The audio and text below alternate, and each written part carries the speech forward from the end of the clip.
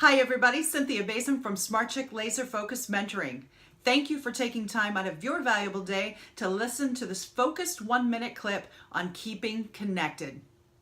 We're all guilty from time to time in not being our best in follow through, keeping connected with those people that are rock stars in our personal and professional life. How about we change that starting right now today? Positive challenge for you. I'm going to do it as well. I want you to write down 3 people's names, only 3. Don't overwhelm yourself. And I want you to reach out to them by email, text message, phone call, whatever you feel comfortable with, and just let them know that you were thinking of them. If they were a client of yours, kick in the duff. No sales pitch.